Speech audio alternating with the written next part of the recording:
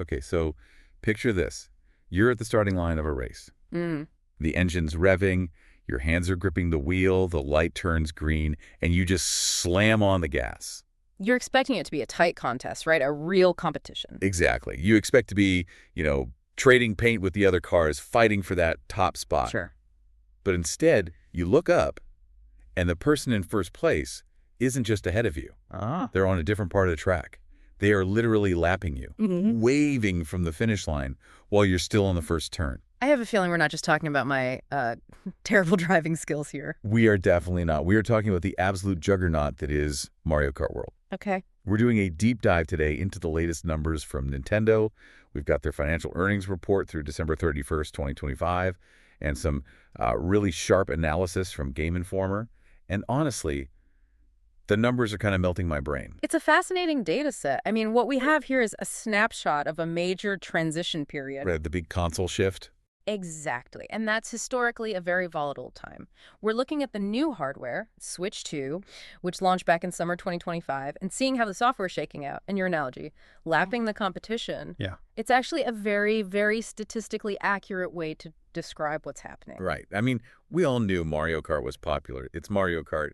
It's practically a utility at this point. Of course. But the gap between first place and everything else on this new console is what we really need to unpack. It's not just winning, it's rewriting the scoreboard. It really is. And our mission today is to look past just the who won. Anyone can read a top 10 list. Sure. We want to understand what these sales figures tell us about the console's health, about consumer behavior, and, this tricky dance between the new Switch 2 and the massive legacy of the original Switch. Exactly. We've got the numbers, the context, and some legitimate surprises, especially about a certain pink puffball we'll get to. But let's start at the top. The king, Mario Kart World. The undisputed king. So let's hit the headline number. Mario Kart World, the big launch title for the Switch 2. How many copies are we talking about here? As of December 31st, 2025, Mario Kart World has sold 14.03 million units. 14 million. Yep. In just, roughly 6 months since the summer launch. Correct. And to put that into perspective, that figure makes it the best-selling game on the Switch 2. I would imagine so. And the source material is very specific here. It's not even close. That's the part that gets me. Not even close. Usually you see a launch lineup and maybe the top game is ahead by a million, a neck-and-neck race. But this is monumental. It is statistically an outlier. The report notes that Mario Kart World is, and I'm quoting, far and away the best-selling software. But here's the stat that really frames it. Okay. It's beating the second-place game by roughly 10 million units. Wait, hold on. Let me just process that. It's beating second place by 10 million. 10 million. So the gap itself is bigger than the total sales of almost any other game. Precisely. The margin of victory is larger than the total success of its competitors. It just dwarfs them. Wow. Now, if we really want to understand the ecosystem, we have to contextualize this. We have to look at why it's so high. And the source material points out a crucial detail. Which is? This 14.03 million figure includes units sold with the Switch 2 bundle. Ah, right. The bundle. A classic console plus game box. So if you bought the console, you probably got the game whether you specifically asked for it or not. Exactly. It was the marquee launch title. So in many ways, Mario Kart World became the default experience for the Switch 2. Yeah. If you were buying the system last summer, you were likely buying it to play Mario Kart. Or it just came with it. It became the killer app in the truest sense of the term. It's like the standard issue equipment. You get the power cord, you get the controller, you get Mario Kart. It's almost like infrastructure rather than just software. That's a great way to put it. But still, even with a bundle, 14 million is a massive attach rate. It feels like almost everyone who has the new console has this game. It suggests a near universal adoption among early adopters. And it creates this fascinating environment where Mario Kart World isn't just a game. Right. It's the shared language of the platform. You meet someone with a Switch 2, you don't ask, do you have Mario Kart? You ask, wanna play? Because you just assume they have it. That's a really powerful position. But it also creates a bit of a shadow, doesn't it? If Mario Kart is sitting comfortably on the throne, miles ahead, who's fighting for the scraps? Who managed to snag the silver medal? That would be Donkey Kong Bonanza. Okay, first of all, I love that title, Donkey Kong Bonanza. It just sounds fun. It's a strong title, and it put up strong numbers, objectively speaking. It launched in July, which was about a month after Mario Kart World. So it missed that initial launch day hype by just a little bit. It had to stand on its own 2 feet more. Right. And as of the end of the year, it has sold 4.25 million units. See, this is where the context is crazy. If you just told me Nintendo released a new Donkey Kong and it sold 4.25 million copies in less than 6 months, I'd say, wow, huge hit. Break out the bananas. And you would be right. It is a hit. In isolation, those are fantastic numbers. But standing next to Mario Kart's 14 million, it looks small. It almost looks like a niche title. That is the distortion effect of a mega hit. Yeah. You have to be careful not to let the outlier skew your perception of success. 4.25 million is a very healthy number. It secured the number 2 spot on the dedicated Switch 2 charts. Yeah. But it just highlights how much of an anomaly that 14 million figure really is. It's like being the second tallest building in a city, but the first one is the Burj Khalifa. You're still a skyscraper, but... But nobody's looking at you the same way. That's a great analogy. But here's where it gets really interesting. Okay. We have to talk about the game that's technically in 3rd place on the Switch 2, but it tells a much bigger story about the industry. Oh, I think I know where you're going. We're talking about Pokemon, aren't we? We are. Specifically, Pokemon Legends. ZA. Okay, let's unpack this one, because the math here is a little more complicated than just reading a single number off a chart. It is, because Pokemon Legends, ZA, is a cross-generation title. Right, so it's on both the new Switch 2 and the original Switch. You've got 2 different buckets of players buying the exact same game. Exactly. Yeah. Now, if we look strictly at the Switch 2 numbers, the new console sales, Pokemon Legends, ZA has sold 3.89 million units. Which puts it just behind Donkey Kong. So 3rd place on the new hardware. Correct. It's close behind Donkey Kong Bonanza. But if you stop there, you miss the actual scale of this game. You have to look at the other bucket. The original Switch sales. Yeah. The legacy console. The one that everyone and their grandmother already owns. The one that's been in living rooms for nearly a decade. Yep. Precisely. On the original Switch Pokemon Legends, ZA sold 8.41 million units. Whoa, wait, that's more than double what it sold on the new shiny console. More than double, yes. That is wild. Usually when a new console comes out, companies want to force you to upgrade. They say, you want the new game, you got to buy the new box. Mm-hmm. But here, the old version is outselling the new version 2 to 1. It just speaks to the sheer size of that install base.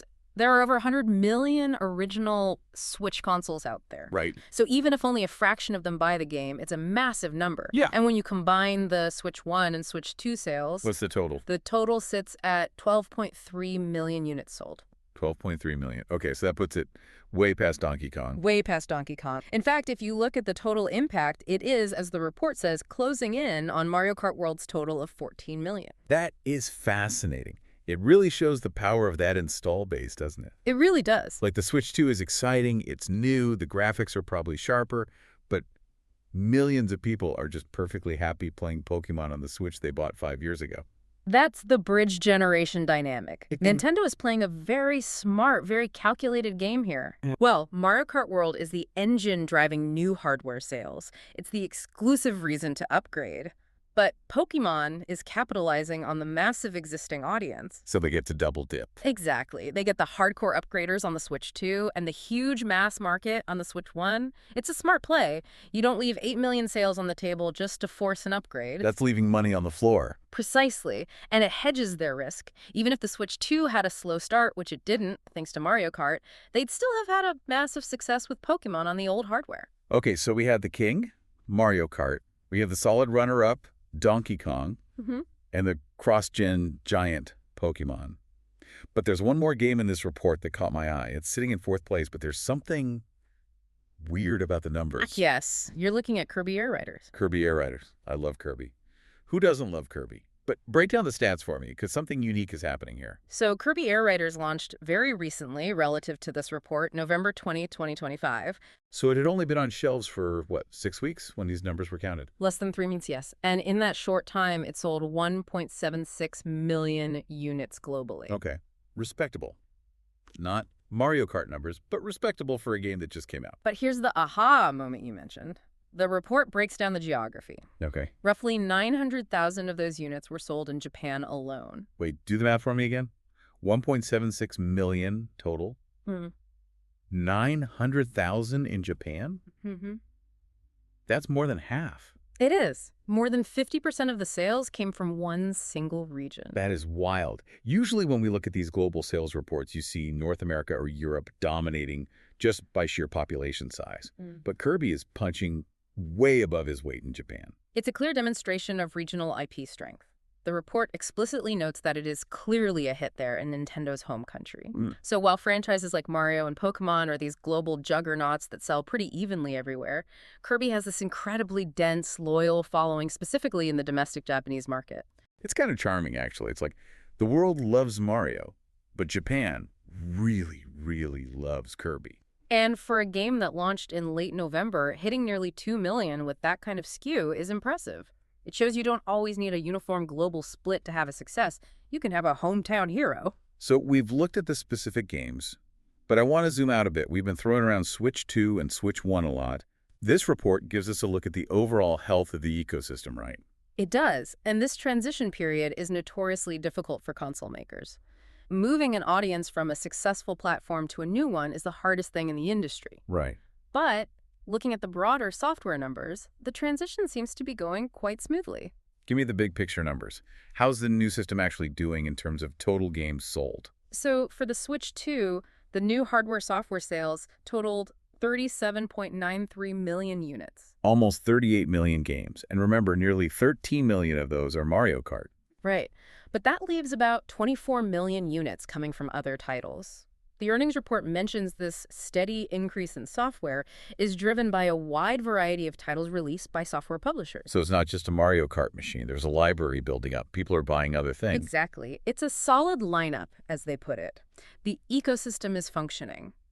But we cannot ignore the original Switch. The old faithful. How's it holding up? Is it collecting dust? Far from it. The report states that original Nintendo Switch software totaled 108.93 million units. Over 100 million games sold. Yes. For a console that's already been replaced. Yep.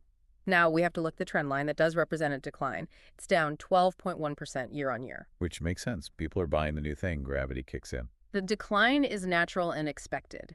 But the raw volume, over 100 million units, is staggering. It shows the original Switch is still a juggernaut. Yeah. It's generating massive revenue. In fact, the report links to a story confirming the Switch is officially Nintendo's best-selling console ever. Ever.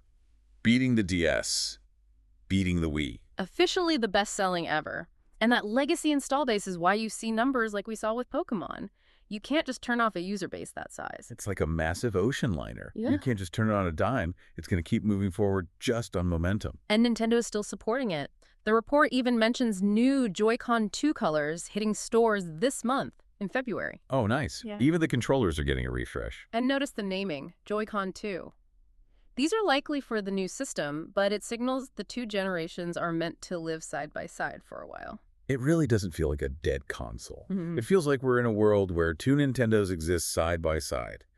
You have the premium high-tech experience on Switch 2 and the massive ubiquitous experience on Switch 1. That is the strategy, a soft handoff. You have the Switch 2 growing rapidly with killer apps like Mario Kart, and the Switch 1 slowly, gracefully declining, but still generating massive revenue. So if we look at the hierarchy here, it's pretty clear. Crystal clear. Mario Kart World is the untouchable emperor of the new generation. Correct. Pokemon is the bridge connecting the old world and the new, proving you can sell to both. Yes. And Kirby is the hometown hero holding down the fort in Japan. That is a perfect summary. You know, it makes me wonder, though, and I want to get your take on this before we wrap up. Go ahead. We talked about Mario Kart being bundled. Yeah. 14 million copies. Basically, if you have a Switch 2, you have Mario Kart. Right. And that game isn't something you beat. It has infinite replayability. It's designed to be evergreen, yes. Does that hurt the other games? How do you mean? Well, if I just spent money on a new console, and I have this massive game that offers hundreds of hours of fun, am I less likely to go out and buy Donkey Kong? Does the dominance of a bundled launch title suck the air out of the room? That is the provocative question, isn't it? It's the default slot problem. If Mario Kart is the default game you play, does any other game get a chance to be your go-to? Exactly. Or, looking at it the other way, does bringing 14 million people into the ecosystem mean there are 14 million more people ready to buy Donkey Kong later? Historically, high attach rates for launch titles tend to be good for the ecosystem long term. How so?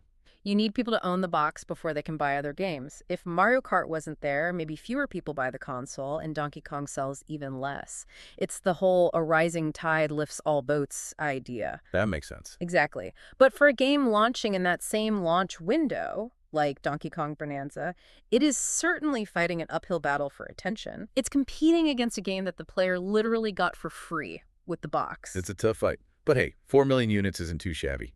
I think Donkey Kong will be all right. I think he'll survive. Well, looking at the big picture, it seems like Nintendo has pulled off the magic trick, launched a new system, kept the old one alive, and sold a boatload of software. It is a textbook transition so far. I don't know about you, but all this talk about new Joy-Con colors has me eyeing my wallet. I was just thinking the same thing. One can never have too many controllers. Thanks for listening to this deep dive into Nintendo's numbers. We'll be keeping an eye on whether anyone can ever catch up to that Mario Kart lead. Don't hold your breath. We'll catch you next time.